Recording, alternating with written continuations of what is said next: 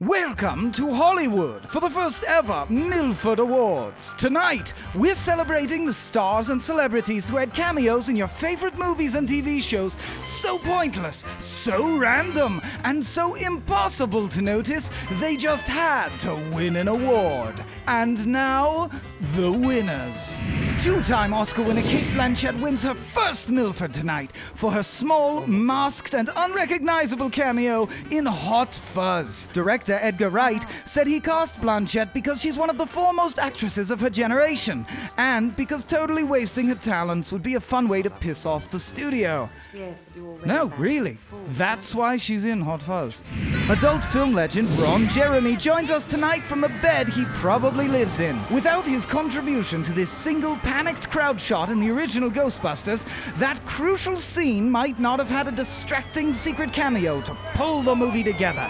And Bobby Brown didn't just contribute your second favorite Ghostbusters theme music to your second favorite Ghostbusters movie, he also turns in a jarringly tiny performance as this man, opening a door for our able-bodied heroes. Glenn Close left behind her golden locks and her gender for this Milford-winning non-role in Hook. Because only six-time Oscar nominee Glenn Close could play a man who gets tortured off-screen and hog a role that could have paid some struggling actors rent for a month on-screen. And don't go thinking Hook has just one inexplicable bit role. Rockstar and balding cherub Phil Collins shines for all of 33 seconds as a London police detective, hot on the trail of how any child would recognize this cameo, and why any adult would enjoy it.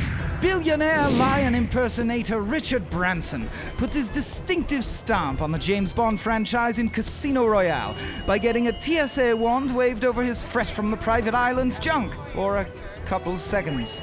Because that's sort of like a joke. You know Rob McElhenney as the man behind characters from Mac on It's Always Sunny to Fat Mac on It's Always Sunny. But he discovers true pointlessness in a one-scene performance where he gets tackled by Sawyer and clubbed out of consciousness by a 105-pound lady. And then they let him live. Kind of a loose end.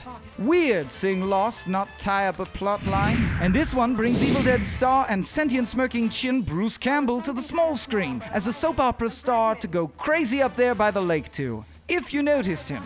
Which you didn't.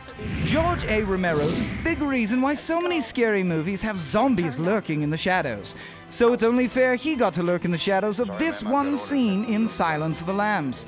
Not even change up his beard or anything. Just, wander in and out. Only a few comedy legends seize our attention every time they're on screen. So when the people casting Indiana Jones in the Temple of Doom couldn't get John Cleese, they turned to Dan Aykroyd's shitty John Cleese impression. For like a 15-second role. Obvious hackery, quite a mistake. In case you didn't recognize him from C-SPAN, that random old guy is actually currently seated U.S. Senator random old guy Patrick Leahy. And this Vermont Democrat shines when he comes face-to-face with the Joker and, yeah, he does that. He definitely does that. Well, this is as good a time as any to thank our... Wait, holy shit, is that Adam Savage? It is! Yes! MythBuster Adam Savage is in a Billy Joel music video. He plays a kid Billy Joel tries to fish for as a metaphor about teen suicide. What the f***? In 1994, George Lucas was a little-known director with a mere 3 Star Wars movies under his belt, so you probably missed him in the third Beverly Hills Cop movie, getting turned away from a ride by fellow soon-to-implode movie legend Eddie Murphy. Hey, that's Mike from Breaking Bad. Sick! The man you know as Mike from Breaking Bad wasn't always the muscle for Gus Fring. Long ago, he was the punchline for Lloyd Bridges' setups in Airplane. And what a difference 34 years makes hairline-wise. Speaking of the ravages of time, they've never affected Iggy Pop. But the effects wizards at Deep Space Nine turned him into an unrecognizable, unnoticed space alien through the identity-cloaking magic of shirts. And wearing any clothes at all transformed Dick Sock impresario Michael Flea Balzari, turning him from an ordinary Red Hot Chili Pepper into an even ordinarier crust punk for the third Back to the Future movie.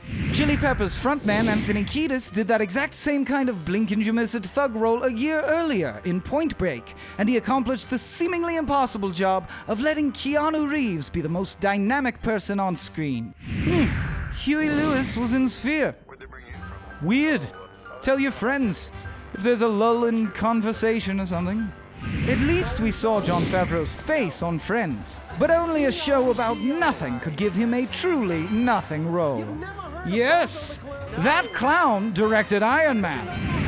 Well, the stars certainly came out tonight, and then those stars did quick background work in major movies and shows, going unnoticed by millions of fans. I've been the guy who also narrates the Oscars, and thanks for watching my least favorite gig.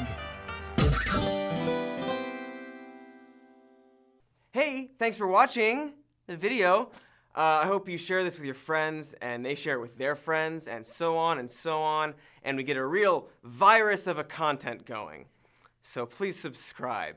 And then click the like button if that's there, or your current platform and time period's equivalent of a like button. It's a thumb up or like a A-OK or just the word yes. Click that. And then in the comments, just let us know what you did today. However mundane, I promise you at least a person will be mildly interested.